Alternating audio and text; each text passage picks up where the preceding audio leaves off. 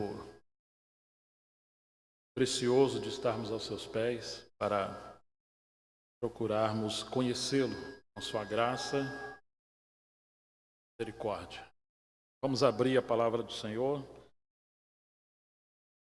de Abacuque, nós vamos ao capítulo 2.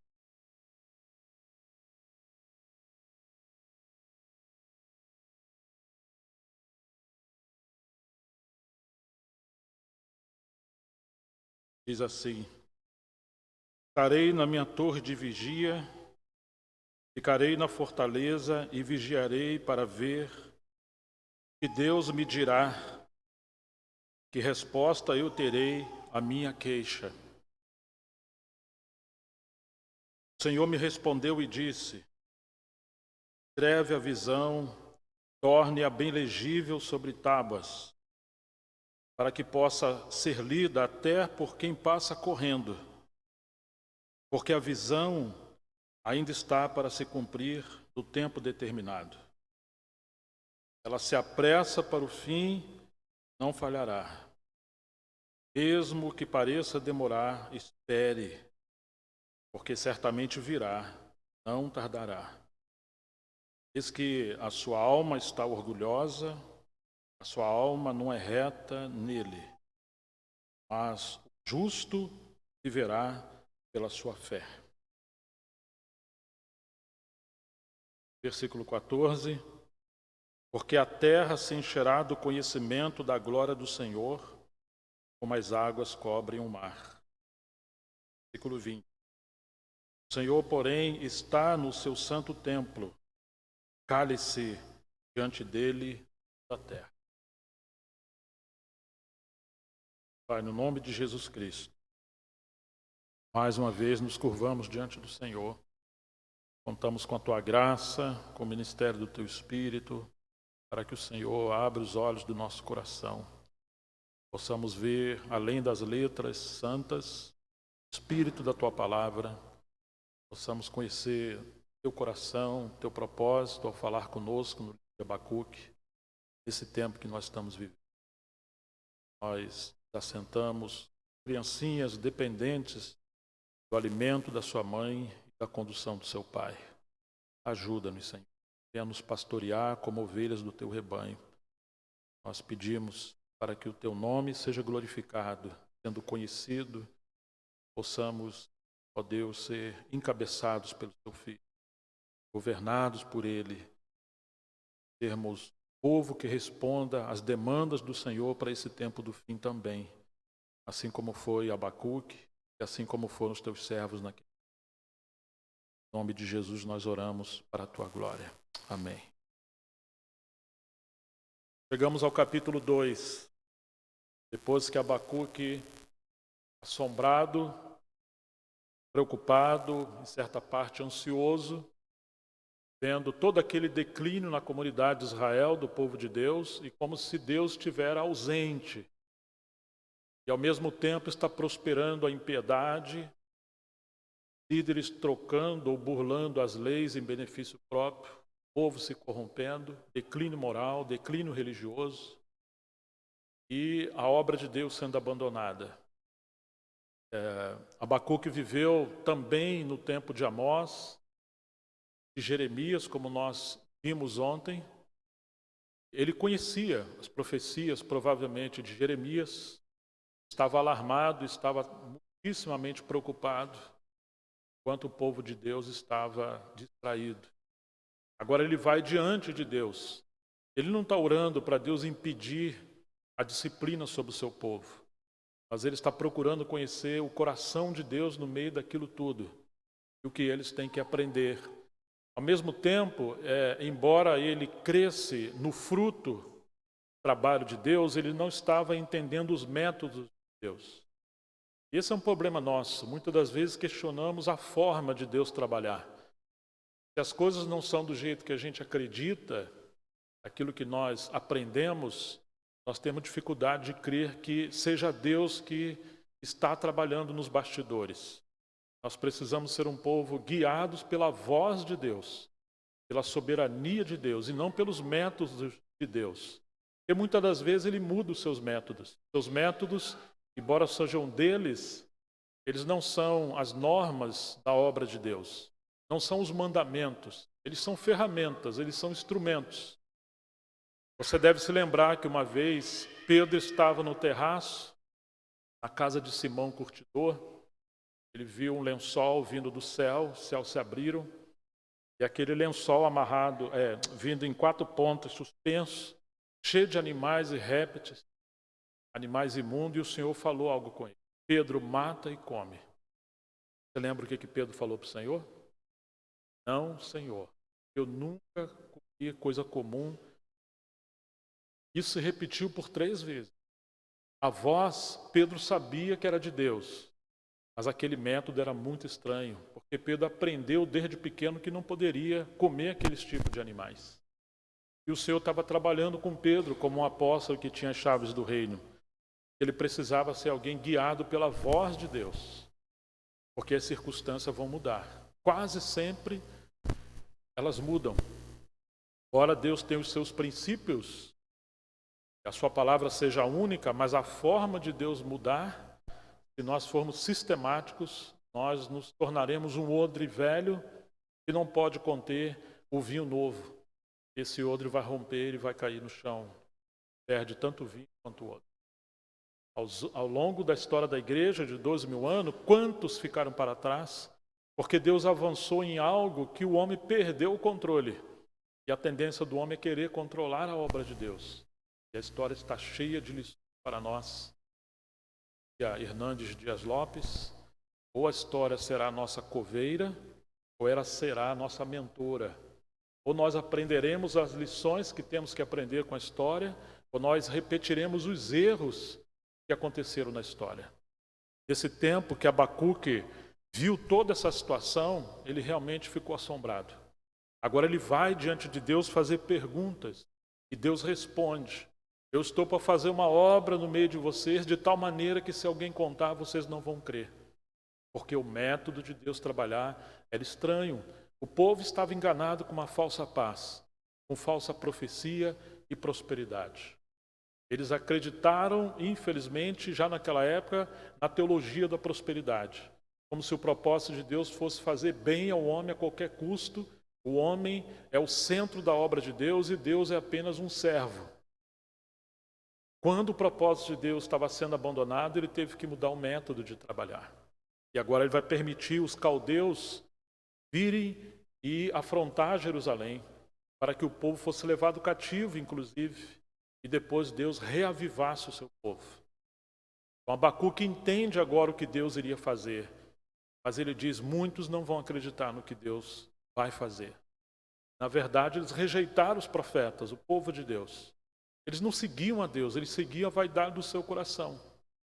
Depois que Abacuque compreende essa visão de maneira clara, o que Abacuque faz? Ele não se assenta passivamente para esperar a tragédia vir sobre o povo de Deus. Não. Ele vai fazer como Daniel fez. Ele vai entrar diante de Deus em intercessão. Foi assim com Ezequiel, foi assim com Isaías, foi assim com os grandes homens que entraram no conselho de Deus e conheceram o coração de Deus. Eles não se tornaram passivos. Eles não eram fatalistas. Eles também não criam naquele escapismo. Ora, seja verdade que Deus conta com o remanescente, mas eles não aguardavam o escape daquele dia. Eles aguardavam, de fato, cooperar com Deus, com o que Deus tivesse para fazer naquele tempo. Então, Abacuque, ele entra num espírito de tomar posição diante de Deus. Quando as coisas saem do controle, quando encontramos o mal prevalecendo, quando as trevas cobrem a terra e a escuridão os povos, como dizia Isaías, é hora de irmos para a torre. Na verdade, sempre deveremos estar aí, como intercessores diante de Deus. Há um ministério mais alto, o ministério da intercessão corporativa, coletiva da igreja, para entrar no conselho de Deus e cooperar com o que Deus quer fazer em nosso tempo. Existe um livro muito interessante do Dr. Lloyd Jones, que é intitulado Uma Nação sobre a Ira de Deus. Uma nação sobre a ira de Deus. Está comentando o livro de Isaías. E ele conseguiu colocar isso com muita maestria, o juízo de Deus sobre o povo de Deus, quando o povo de Deus se torna um povo amado. Agora aqui está Abacuque: sobre a minha guarda estarei, sobre a torre de vigia me colocarei. Eu vou ficar na fortaleza e vigiar para ver o que o meu Deus me dirá, que resposta eu terei à minha queixa. Ele tem certeza que Deus vai responder, e ao mesmo tempo ele tem certeza de que ele estava se queixando, como um filho que não está entendendo porque o pai está mudando as coisas ou aplicando disciplina. Ele pega esse contexto de torre de vigia, daquilo que Deus fala no livro de Ezequiel, que deveriam haver atalaias sobre as muralhas de Jerusalém, para que quando viesse o mal, o atalaia poderia alertar o povo de Deus. Porque se sangue fosse derramado e o atalaia não tivesse avisado, Deus ia requerer esse sangue das mãos do atalaia. Então essa é a missão de um intercessor, essa é a missão de um profeta. Isaías falou no capítulo 62, sobre os teus muros, Deus falando: pus atalaias, pus sentinelas, eles não vão se calar diante de mim de dia nem de noite, até que Deus tenha restabelecido a sorte de Jerusalém. Deus sempre quer levantar homens e mulheres, pessoas que entendam que a sua maior missão nessa terra é conhecer a Deus e colaborar com Deus. Mas para conhecer a Deus, colaborar com Ele, temos que mudar a rota da nossa vida. Não podemos andar na mesma onda desenfreada da multidão, ainda que seja a multidão do povo de Deus. É necessário entrar no secreto da comunhão com Deus e ali procurar ouvir a Deus em sua palavra. Aqui está Abacuque. Ele tinha uma torre de vigia, ele tinha um lugar que ele praticava como Jesus, que deixava a multidão e ia para o deserto. Deixava a multidão e ia para o lugar de solitude, aonde ele estaria sozinho com o Senhor. E muitas das vezes, para fazer isso, nosso Senhor se levantou de madrugada. Seus discípulos iam procurar e não achavam o Senhor. Onde ele estava? Estava no lugar secreto da oração. Ele estava na vigia, ele estava vigiando, ele estava na sua fortaleza, onde o inimigo não poderia penetrar os seus pensamentos, seu coração e mudar o curso da sua vida naquele dia de missão. Ele estava vigiando e diz Abacuque: vigiarei para ver o que Deus me dirá e que resposta eu terei à minha queixa. Irmão, provavelmente a coisa mais difícil para o Filho de Deus seja o silêncio de Deus, o senso do abandono da sua presença. Às vezes estamos tão intoxicados com alimento, estão apagando o Espírito Santo, que não temos mais essa busca de ouvir a voz de Deus. Mas deveríamos procurar ouvir a voz de Deus. Conhecer o Senhor por meio da oração e da palavra. Quando Abacuque, no capítulo 1, ele está olhando a situação de degradação do povo, como que os ímpios prosperavam, como que a lei era burlada, como que os guias eram cegos, Abacuque fica transtornado, até que ele escuta a voz de Deus, e Deus responde para ele o que estava acontecendo e o que Deus faria. Isso nos lembra a experiência de Asaf, no Salmo 73. Olhem comigo, por favor, rapidamente. Porque foi uma experiência muito similar. E eu receio que, do tempo que nós estamos vivendo, a maioria do povo de Deus está olhando para o lado errado. E porque está olhando para o lado errado, eles estão mais no espírito de medo, de ansiedade, de depressão, crendo mais nas desgraças do que nas intervenções de Deus. Salmo 73, Asaf vai dizer: de fato, Deus é bom para com Israel, para com os de coração limpo. Quanto a mim, porém, quase me resvalaram os pés, porque faltou pouco para que se desviassem os meus passos, pois eu invejava os arrogantes ao ver a prosperidade dos maus. Para eles não há preocupações, o seu corpo é forte e sadio, não partilham das canseiras dos mortais. nem são afligidos como os outros. Por isso a soberba os cinge como um colar, e a violência os envolve como um manto. Os olhos saltam-lhes de tanta gordura, do coração deles brotam fantasias. E ele segue dizendo todas essas, vamos dizer, atribuições aos ímpios, e parece que Deus está poupando eles da disciplina. Eles estão se deliciando no pecado, afrontando o Deus da justiça e soberano, e ainda assim eles estão prosperando. Será que vale a pena se consagrar a Deus? Será que vale a pena acordar cedo e ter um devocional com Deus? Vale a pena jejuar? Vale a pena fugir da pornografia, da prostituição, da libertinagem, da imoralidade? Será que vale a pena servir a Deus com todo o nosso tempo? Por que os ímpios prosperam, enquanto nós, com sofrimento, ganhamos o nosso pão?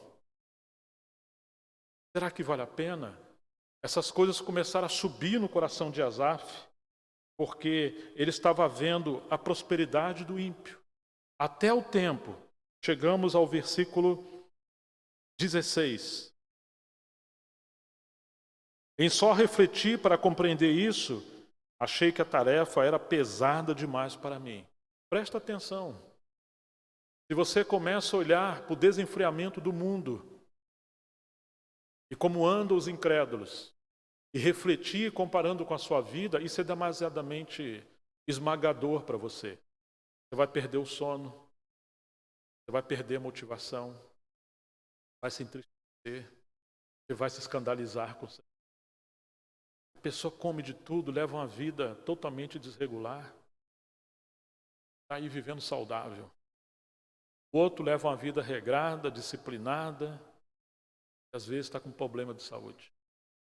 O filho honra o pai e honra a mãe, e as coisas não lhe vão sempre, porque Deus é o Deus da promessa. Honra teu pai e tua mãe, é o primeiro mandamento com promessa, para que tudo vá bem e longos anos. Deus cuida da sua palavra. Mas quantas das vezes a anormalidade, a adversidade vem sobre nós? E quando a gente começa a se comparar com o mundo, ficamos perturbados. Aquele que tem a sua empresa, tem dia que é um enigma. Meu Deus, parece que o governo conspira contra nós. Mais um imposto. Você jogar tudo na planilha e pensar direitinho e falar, eu vou fechar. Não sei se está valendo a pena. Mas o ímpio, não, trocou de carro de novo. As coisas estão indo. Sabemos como eles fazem 100%. Algumas coisas sabemos. Mas vale a pena você ser justo no mundo hostil. O mundo jaz do maligno. Asaf estava pensando essas coisas. E só em pensar nisso, ele entrou em trevas. Versículo 17. Até que entrei no santuário de Deus e descobri qual seria o fim deles. Foi isso que aconteceu com Asaf, com Abacuque. Ele entrou no templo de Deus, ele entrou na intimidade do Senhor. Agora o Senhor está mostrando qual seria o fim daquele que trilha o seu caminho sem temor a Deus. Iria a disciplina nacional. Então ele diz, versículo 18, tu cercaste, os põe em lugares escorregadios e os faz cair na destruição. A prosperidade que não promove mordomia cristã é um lugar escorregadio que vai levar você para a destruição. A sedução pela riqueza, pelo dinheiro, pela prosperidade, pelo luxo. Para quê? A única coisa que Deus chama de Deus, que o Senhor Jesus chamou de Deus, foi o dinheiro, a riqueza. Ele chama de mamon, é uma potestade. Não podeis servir a mamon, a riqueza e a Deus. O Senhor não está contra a gente ter dinheiro e prosperar e ser rico, se assim Ele destinar alguns e abençoar alguns. O problema é quando isso entra no coração. Se torna a base, o segredo, o alvo da nossa vida. Mas quando somos mordomos do Senhor, Ele tem prazer em prosperar os seus filhos para que eles se tornem colaboradores da sua obra e ajuntem tesouros no reino por vir. Agora Asaf está entendendo, puxa, isso aqui é um lugar de escorregadio. Isso é um lugar que os faz cair na destruição. Como são destruídos num instante, são totalmente aniquilados de terror. como acontece com o sonho, quando alguém acorda. Assim, ó Senhor, ao despertares, desprezará a imagem dele. Quando o meu coração estava cheio de amargura, meu íntimo se comoveu. Eu estava embrutecido e sem entendimento. Era como um animal diante de ti. No entanto, estou sempre contigo. Tu me seguras pela minha mão direita, tu me guias com teu conselho, depois me recebes glória. Agora ele fala: quem tenho eu no céu além de ti? E quem poderia eu querer na terra além de ti? Nos céus, o Senhor é o seu tesouro, mas na terra ele te inveja daqueles que prosperavam. Mas agora ele está dizendo que na terra também, não apenas nos céus, ele nada mais tem além do Senhor. Possuía tudo como se nada tivesse. Era um servo e um mordomo do Senhor. Ainda que a minha carne e o meu coração desfaleçam, tu és a fortaleza do meu coração e a minha herança para sempre. Qual é a sua herança? O que você respira? Qual o teu expectativa? Vocês estão vendo isso? Que mudança tremenda na vida de Asaf, porque ele entrou na intimidade do Senhor. Os que se afastam de ti certamente perecerão. Tu destrói todos os que são infiéis para contigo. Quanto a mim, bom é estar perto de Deus. Nunca mais ele vai se comparar com isso. Nunca mais vai andar no caminho daquele que não conhece. Faço do Senhor meu refúgio para proclamar todas as suas obras. Oh, amados irmãos, irmãs, que texto tremendo para refletirmos em nosso tempo. Nossa fortaleza, nosso refúgio, nosso socorro é o Senhor. Então você vê que com Abacuque aconteceu a mesma coisa. Quando ele entrou no conselho do Senhor, quando ele entrou na intimidade do Senhor, ele passou a conhecer as coisas na perspectiva do trono de Deus. E agora ele está vendo que mesmo aquela prosperidade que os ímpios tinham, ou aqueles do povo de Deus tinham, na verdade não era sinal de bênção. Aquilo era uma maneira de Deus permitir um laço.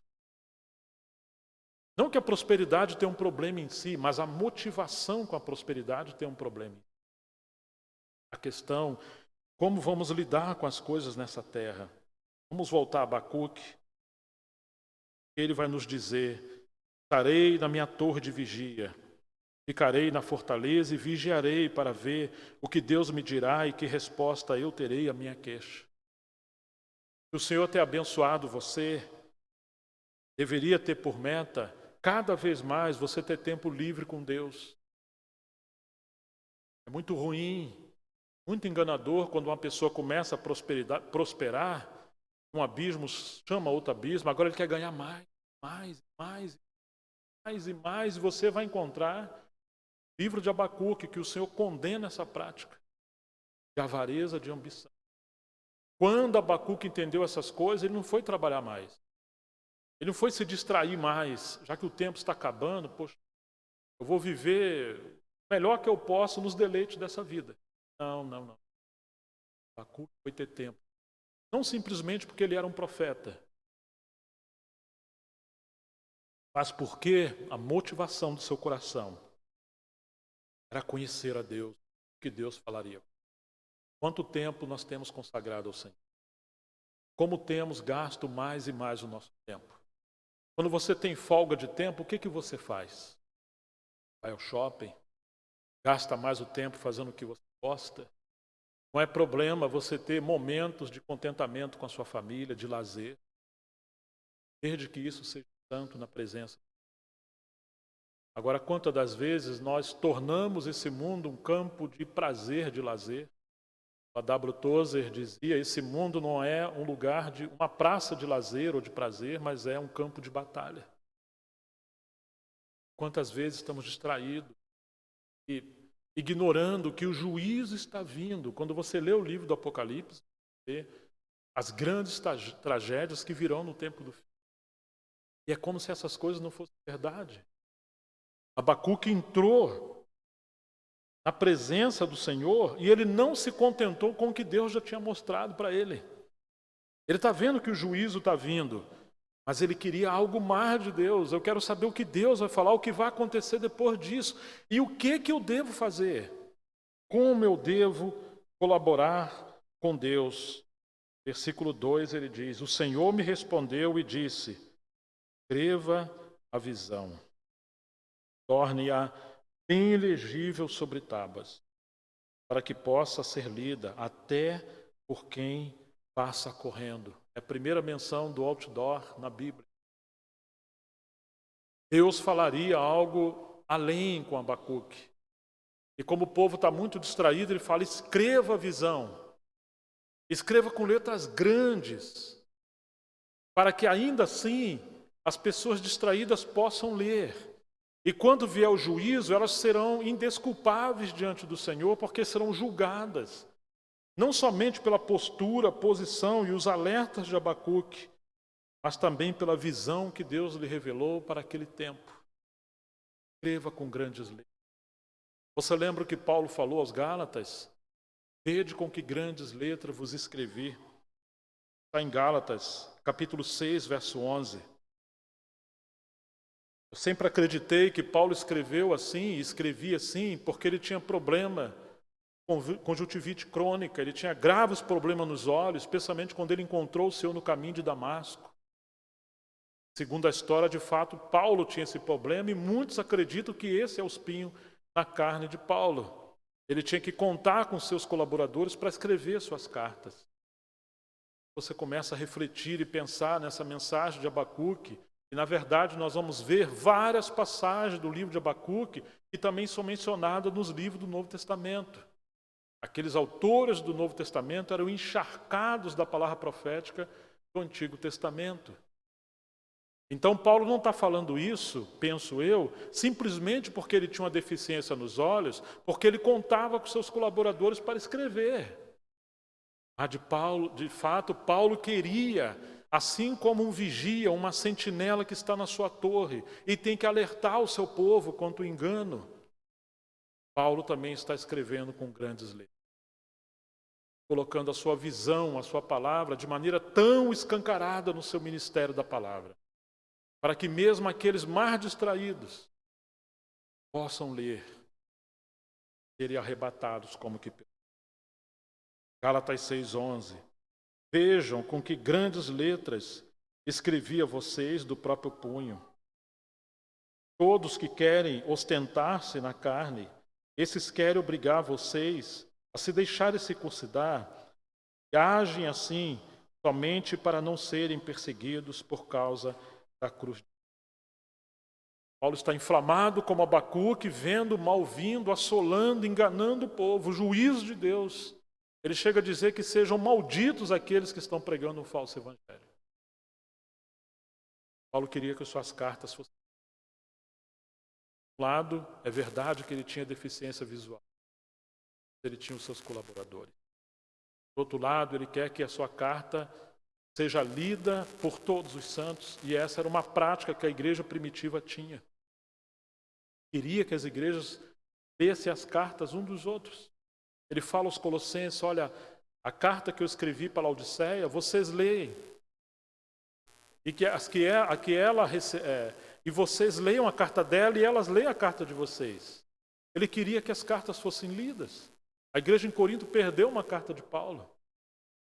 Irmãos, hoje nós temos a Escritura Sagrada. Nunca teve tanto acesso ao conhecimento como agora.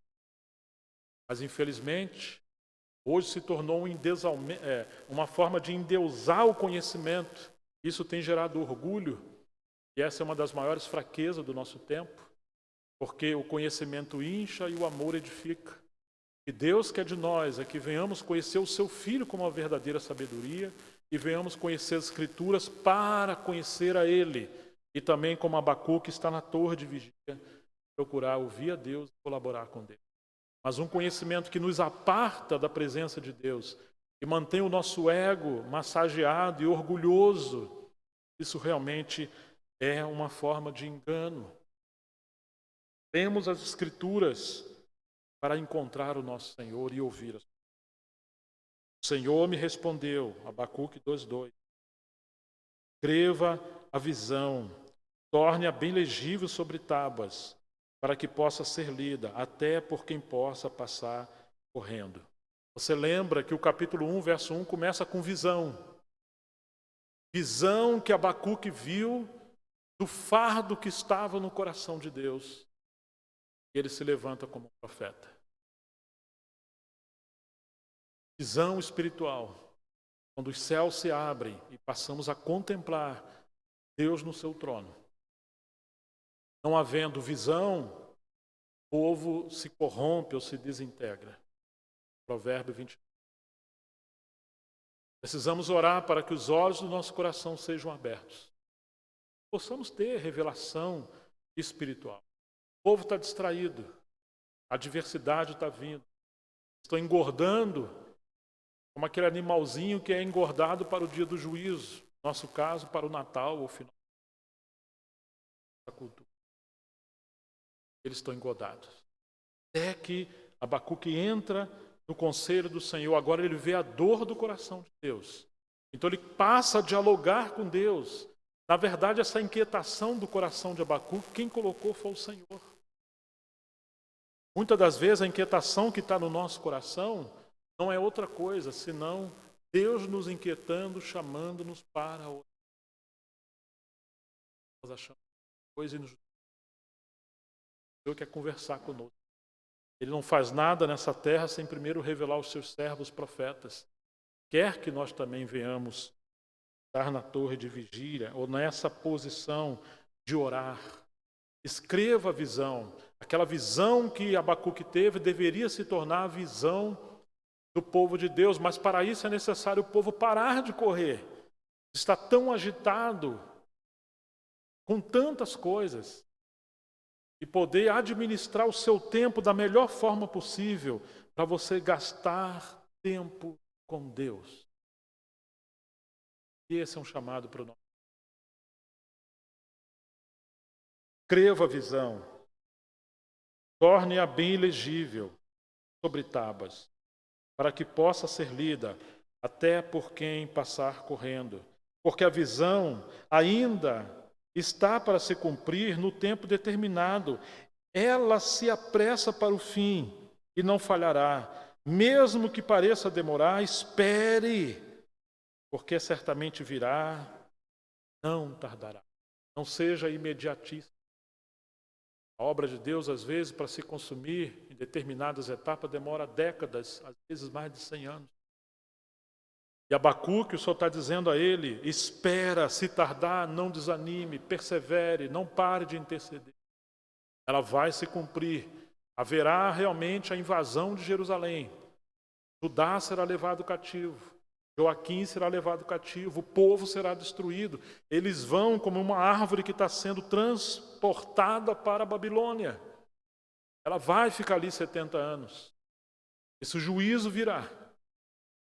Mas depois de 70 anos, Deus vai avivar a sua obra. Como Abacuque orou, Senhor, aviva a tua obra. Eu vou avivar. Mas o juiz espera-o porque ele virá. Ah, irmãos, mas você está vendo? Vocês estão vendo? O povo está correndo.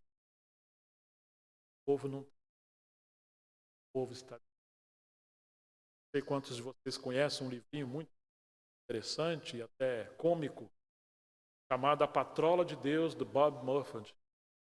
Era um homem de Deus, mas não tinha tempo para Deus. Era um líder.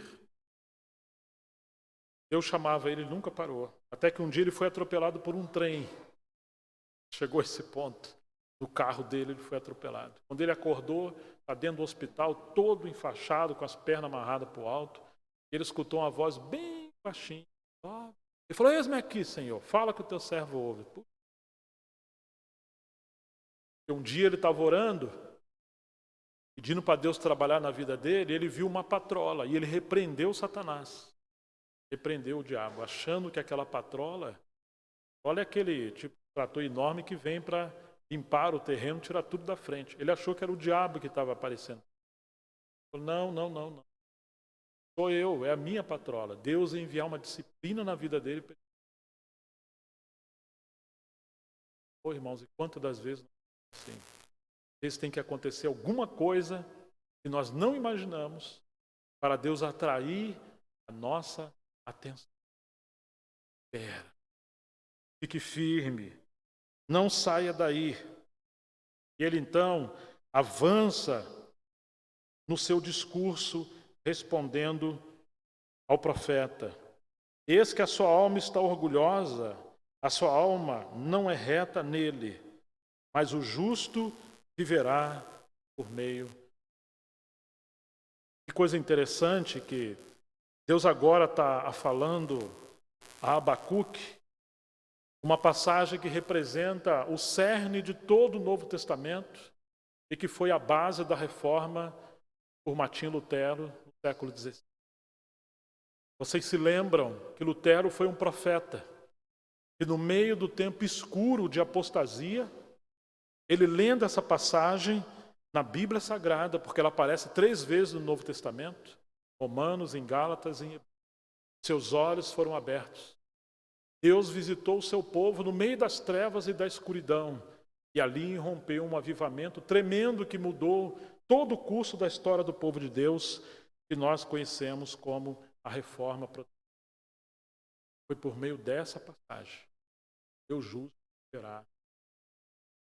Em outras palavras, o que Deus fala para Abacuque era tão forte, tão intenso, tão profundo, que teria ecos, ondas da sua obra por todos os tempos até a consumação dos séculos.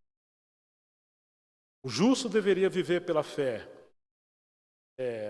No tempo de Abacuque, ele deveria viver pela fé na Babilônia, quando ele foi levado cativo, todo o povo de Deus. Ele deveria viver pela fé quando eles saíssem da Babilônia, e infelizmente só um remanescente pequeno praticou a fé e saiu da Babilônia, porque muitos deles continuaram presos ainda na Babilônia, porque eles não viveram pela fé e eles, infelizmente, preferiram ficar presos ali. Que coisa terrível. Depois houve um período de 400 anos de silêncio. Nós conhecemos como o silêncio profético ou o tempo dos Macabeus. Até que veio João Batista pregoando a palavra do arrependimento. Então se levantou o nosso Senhor Jesus. E ele, pela fé, desenvolve o seu ministério. E aí nós temos a fé no Evangelho. A fé na obra do Calvário. E aí se levanta Paulo, pregando o Evangelho. E o livro de Romanos trata sobre isso, o justo viverá pela fé. O livro de Gálatas trata sobre isso. O livro de Hebreus trata sobre a fé. Uma única frase, capítulo 2, versículo 4. O justo viverá pela fé. Um homem que se colocou na torre de oração, um homem que se colocou diante de Deus, em obediência, Deus lhe revelou algo que seria o fundamento da sua obra. Pela sua. Assim como o vinho é enganoso, também os arrogantes não se contêm. O seu apetite é como a sepultura, ele é como a morte, que anuncia que nunca se farta. Então você vê o apetite dos gananciosos. Ele ajunta para si todas as nações e congrega todos os povos. A arrogância de querer dominar sobre o próximo. Então, Deus revela para Abacuque os 5 ais sobre os caldeus. Os ais da disciplina do Senhor que viriam sobre os caldeus. Que coisa terrível seria o julgamento do Senhor sobre esse povo caldeus que não tinha medo do Senhor, não tinha temor da parte de Deus. Eles realmente viviam de uma forma desenfreada. Versículo 6 diz assim: não é fato que todos esses povos proferirão contra ele um provérbio, um dito em tom de zombaria. Eles dirão: ai daquele que acumula o que não é seu. Até quando? Daquele que se enche de coisas penhoradas. Será que não se levantarão de repente contra você e os seus credores? E não despertarão aqueles que farão você tremer? Você lhes servirá de despojo, visto que você despojou muitas nações. Todos os povos que restaram virão para despojá-lo, porque você derramou muito sangue, cometeu violência contra a terra, contra as cidades, contra todos os seus moradores. Então você tem o primeiro ai contra a ambição egoísta. É muito interessante que parece, na compreensão de alguns, que Deus não se importa com as nações, Deus não se importa com os povos, mas Deus se importa. E realmente está atento a todas as coisas. Você estudar um pouquinho da história das civilizações, todas aquelas nações que se assenhoraram das outras com violência, com derramamento de sangue, com justiça desproporcional, um dia eles também sofreram a mesma retaliação.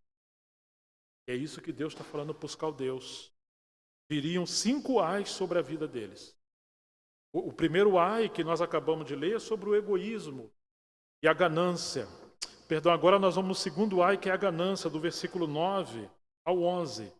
Ai daquele que ajunta em sua casa bens mal adquiridos para pôr o seu ninho no lugar bem alto, a fim de livrar-se das garras do mal. Será que isso não acontece na nossa nação e em nosso tempo? Aqueles que estão prosperando, tirando do pobre, da viúva e do necessitado, se corrompendo, burlando as leis. Mas nós que somos cristãos, jamais devemos ser conivente com nada disso e nem praticar isso, porque o Senhor está vendo. E um dia o juízo virá. Os seus planos resultarão em vergonha para a sua casa, ao destruir muitos povos. Você pecou contra a sua própria vida, porque as palavras das paredes clamarão contra você, e as vigas do madeiramento farão eco. Novamente, o Senhor está trazendo grande palavra de julgamento. E aí chegamos no versículo 12 ao 14, o Senhor trazendo advertência contra a exploração do povo. E nos diz assim: ai daquele que edifica uma cidade com sangue e a fundamenta na iniquidade.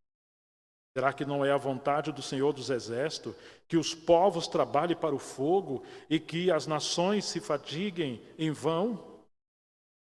Porque a terra se encherá do conhecimento da glória do Senhor, como as águas cobrem. Novamente Deus está falando. E é interessante que quando você lê o livro de Tiago, um livro cheio de advertência, de exortação e de juízo, Tiago está enviando também uma palavra para aqueles que dominam sobre os seus funcionários, sobre a pessoa simples, sobre aquele que adquire bens, ou que são ricos de maneira ilícita. Ele está falando para o povo. Eu espero que haja senso de justiça. É um livro cheio de advertência. Então nós temos um outro ai que é contra a embriaguez e a violência, do versículos 15 ao 17. Ai daquele que dá ao seu companheiro vinho misturado com o seu furor e o que o embebeda para lhe contemplar a nudez. Aqui na nossa geração é chamado tipo um boa noite Cinderela. E se dá um pozinho na bebida e a pessoa não sabe o que aconteceu, mas depois acorda nu e violentada ou violenta. Já naquela época, os príncipes, os homens de negócio, os reis, os líderes do povo de Deus também, numa mesa de negócio, eles praticavam essas coisas. Eles faziam de tudo para deixar as pessoas embriagadas com o melhor vinho, para se aproveitar das pessoas e também explorar a vida sexual de maneira ilícita. O Senhor está dizendo que está vendo isso. Você ficará coberto de vergonha em vez de honra, beba você também e mostre a sua incircuncisão. Ainda que alguns tinham a vaidade de dizer que eles eram circuncidados, à semelhança de Abraão, da liderança de Moisés, com o povo do pacto, Deus está dizendo, embaixo das suas roupas você é um incircunciso. No nosso tempo, a circuncisão é do coração, tirando a carne e vivendo uma vida no Espírito. Por mais que venhamos viver uma vida de aparência, o Senhor está vendo, de fato, o que está embaixo da nossa roupagem de religiosidade, até que ponto o nosso coração é circuncidado diante do Senhor. O final do Evangelho de Marcos mostra um caso muito intrigante. O jovem seguia os discípulos e o Senhor de longe, lá em Getsêmani. E quando o Senhor foi ser apanhado para levar o vitupério, seus discípulos saem correndo. E os soldados, aqueles que vieram prender Jesus, veem um jovem escondido atrás da árvore. E ele está envolvido no lençol. E eles pegam esse jovem pelo lençol. E quando puxa, o jovem estava nu. E ele sai correndo. Todos subentendem que esse jovem seja Marcos. Quem mais poderia contar esse detalhe? Marcos era aquele filho de Maria, onde Jesus partiu o pão naquela ceia, uma casa, num cenáculo mobiliado. Se tornou considerado sobrinho de Pedro, redigiu o Evangelho de Marcos, depois se tornou um colaborador de Barnabé, colaborador de Paulo. Mas ele seguiu o Senhor com as suas vestes no lençol, à noite, mas por baixo ele estava nu. E o Senhor fala à igreja em Laodiceia, que deveria comprar vestes brancas, para que ninguém veja a sua nudez e você tenha vergonha. No capítulo 5 de 2 Coríntios, Paulo fala, se formos revestidos com a nossa habitação do céu, se de fato não estivermos nus enquanto estivermos servindo o Senhor, ou seja, com uma vida de aparência, embriagados com o vinho da religiosidade, confessando conhecimento e erudição, mas sem piedade e quebrantamento. Deus pune não apenas o ímpio, mas também aqueles que dizem servir a Deus e levam a vida de engano. Então, no versículo 17, porque a violência contra o Líbano cairá sobre você, e você ficará apavorado por ter destruído os animais, porque você derramou muito sangue e cometeu violência contra a terra, contra as cidades, contra todos. Deus traria juízos terríveis contra os caldeus, mas também está falando com seus irmãos. Deus estava preocupado até com os animais. Ele cuida dos animais. Nada está absolutamente longe dos seus olhos. E haja também temor no nosso coração. E chegamos aos versículos 18 ao 20, que Deus está enviando juízo contra a idolatria. Para que serve o ídolo, visto que o seu artífice o esculpiu? E de que serve a imagem de fundição, mestra de mentiras? Para que o artífice confie na sua obra, fazendo ídolos mudos? Ai daquele que diz à madeira, acorde, e a pedra muda, levanta-te. Pode o ídolo ensinar? Esse que está coberto de ouro e de prata, mas no seu interior não há fôlego nenhum. O Senhor, porém, está no seu santo templo, cale-se diante dele. Juízo contra a idolatria. Mas isso foi para os caldeus, não, isso é para nós. 1 João, no capítulo 5, ele vai terminar a sua carta dizendo, filhinhos, guardai-vos. E ele vai dizer que, Paulo diz que a avareza é pecado de Deus. Então, irmãos, de alguma forma, tudo aquilo que toma o primeiro lugar no nosso coração é um ídolo. Seja o nosso casamento, nossos bens, nosso neto. Graças a Deus por tudo que Ele nos dá. Nada pode ter a prioridade, a centralidade. Quantas vezes seguimos homens e não Deus? Quantas vezes temos prioridades de ministério, como aconteceu com os coríntios? Quantas vezes temos seduções por tantas coisas? O Senhor fala para nós, não. Ele quer estar central em nossa vida. Uma vez, em Minas Gerais, faleceu um garotinho lindo. E os pais, no velório, falaram claramente. Nós estamos profundamente tristes, em outras palavras, né? Mas nós entendemos hoje uma coisa, que o nosso tesouro se tornou o nosso filho. E o nosso coração estava preso.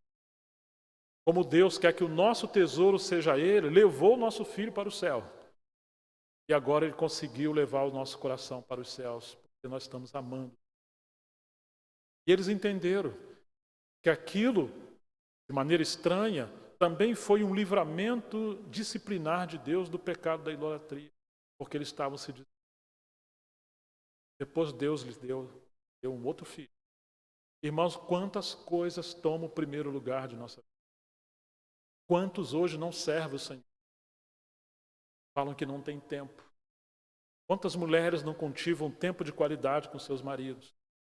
Quantos servos de Deus servem a Deus sem a sua esposa, ou a sua esposa está abandonada pelo seu marido que tanto trabalha e não consegue ter um tempo de qualidade, ou em família, ou entre os filhos?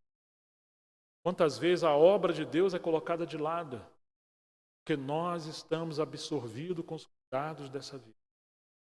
Depois, Senhor, eu tenho visto isso com vários irmãos. Meu marido partiu. Perdi tanto tempo cuidando da casa, cuidando disso, daquilo. Perdi tantas coisas. Alguns trabalharam tanto, juntaram dinheiro, e agora estão gastando dinheiro para cuidar da saúde porque não cuidaram da saúde. Não pode servir. Irmão, quantas vezes o nosso coração ele é seduzido pelas coisas dessa terra. Terminando esse capítulo, vamos falar de 3 glórias desse capítulo em relação ao Senhor. Em primeiro lugar, o capítulo 2, versículo 4, onde o Senhor fala por meio de Abacuque, especialmente o final do versículo 4. Vai nos dizer o seguinte: mas o meu justo viverá por sua fé. Então aqui nós temos a glória da graça de Deus. E apesar de todo juízo, toda disciplina, tudo que o povo ia fazer, Deus colocou ali a fé. Que o povo poderia se agarrar, conhecer o Senhor e alcançar o livramento no meio da disciplina. Em segundo lugar, a segunda glória está no versículo 14.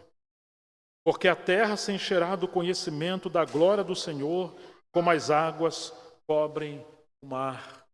Que coisa maravilhosa, porque quando você lê o livro de Daniel, o capítulo 2, ele vai dizer: seja bendito o nome de Deus de eternidade a eternidade. É Ele que muda os tempos, é Ele que muda as estações, é Ele que remove reis e estabelece reis. Toda a terra está se enchendo do conhecimento da glória de Deus lá no cativeiro babilônico. Quando Nabucodonosor clama com orgulho: não é essa a grande cidade da Babilônia, esse grande jardim que eu construí para a minha glória? E ele é ferido pela mão de Deus. Ele vai pastar num jardim como os animais, até que ele reconhecesse que o Senhor da glória governa os outros. E ele é curado. E ele confessa isso no capítulo 4 de Daniel. Ele reconhece que é o Senhor que enriquece, que prospera e que muda os reis. Então você chega no início do livro de Esdras e o final de 2 Crônicas. Você vai encontrar Ciro. Eu não sei se vocês se lembram claramente das palavras de Ciro, mas nós vamos ver rapidamente se cumprir essa palavra que Deus fala para Abacuque, que toda a terra seria cheio da glória e conhecimento de Deus. Que coisa maravilhosa, se cumprindo também a profecia de Abacuque. O livro de Esdras, capítulo 1, depois de 2 Crônicas, finalzinho de Crônicas, diz assim: no primeiro ano do reinado de Ciro, rei da Pérsia, que acabou suplantando e governando acima de Babilônia. Babilônia triunfou sobre o Egito e sobre a Síria, mas ele também se orgulhou e foi acima do que Deus colocou para ele, e agora a Pérsia tomou o seu lugar. rei da Pérsia, para que se cumprisse a palavra do Senhor por boca de Jeremias, contemporâneo de Abacuque. O Senhor despertou o espírito de Ciro, rei da Pérsia, que ordenou que se proclamasse em todo o seu reino e que se pusesse por escrito o seguinte: assim diz Ciro, rei da Pérsia: o Senhor, Deus dos céus, me deu todos os reinos da terra e me encarregou de lhe edificar um templo em Jerusalém que fica em Judá. E aí ele começa a dar as orientações que aqueles que eram dentre o povo do Senhor, que tinham seu coração para ele, estavam livres para sair do cativeiro, voltar. E aqui está cumprindo a oração de Abacuque: Senhor, como a terra está se enchendo do conhecimento, Deus mudou os reinos, Deus abateu o soberbo e levantou um outro rei, o rei da Pérsia, que no começo nem sequer ele conhecia o Senhor. Ele não é dentre o povo de Deus, os hebreus. Mas sabe o que aconteceu? Haviam homens da palavra dentro do cativeiro babilônico, como Daniel, depois como Esdras. E certamente chegou a Ciro, rei da Pérsia, uma profecia no capítulo 44 e 45 de Isaías. Que direi eu de Ciro? Ele é meu servo, ele é meu pastor, e ele vai edificar uma casa para mim. Cerca de 200 anos antes de Deus profetizou sobre Ciro. E agora Ciro teve os seus olhos abertos. Ele cumpre essa palavra do Senhor pelo profeta Isaías. E por meio disso, toda a terra está. E aqui nós temos os cumprimentos das profecias de Abacuque. Oh, amados irmãos, coisa maravilhosa. Não somente por meio disso, mas quando você lê o profeta Ageu e o profeta Zacarias, você vai encontrar que esses homens, como Esdras, como Neemias, como Ageu, como Zacarias, seus colaboradores, eles eram homens representativos. É assim que está na profecia sagrada. E eles representavam uma obra que Deus ia fazer no tempo futuro. Porque o seu povo saiu de Babilônia e voltou para Jerusalém. A primeira coisa que eles restauram é o altar. Em segundo lugar, os fundamentos. Depois edifica a casa. E por fim, as muralhas no tempo de Neemias. Quando você faz um paralelo disso com a reforma protestante, você vai encontrar que como Deus despertou o espírito do seu povo, despertou Lutero. Lutero foi um profeta como Abacuque. E agora está chamando o povo de Deus de volta. E ele restaura o altar e fundamento da casa do Senhor. Justo viverá. Junto com Lutero vem Calvino.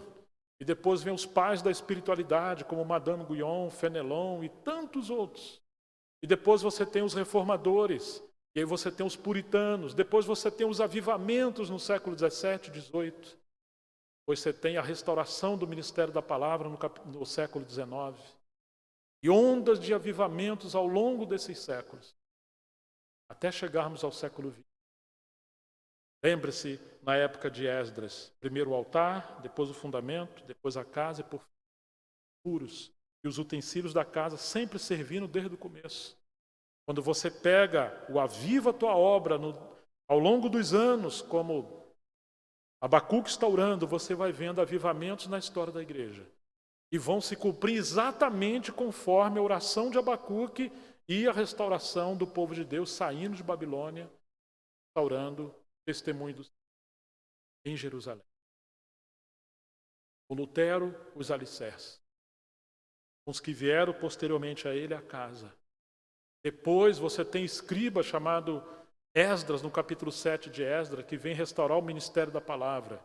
E aí você tem os grandes homens do ministério da palavra que o Senhor levantou depois desses grandes avivamentos. Agora você tem a glória dessa restauração no livro de Neemias. Isso vai se comparar com o que Deus está fazendo em nosso tempo, antes da volta do Senhor. Você lembra que a muralha de Jerusalém foi restaurada no capítulo 3 de Neemias. Lá você tem 10 portas. Temos uma mensagem no nosso canal, voltando para ele. Hã? Voltando a Cristo. Lá você tem o significado de cada uma dessas 10 portas numa aplicação para o tempo. Primeiro é a porta da ovelha. Isso está falando da restauração da pessoa que foi ocultada por meio do catolicismo. O desvio também do porta da ovelha. Base da comunidade, base da salvação. Depois você tem a porta do... E aí você vai vendo cada porta daquela o seu significado. Isso aconteceu no dia.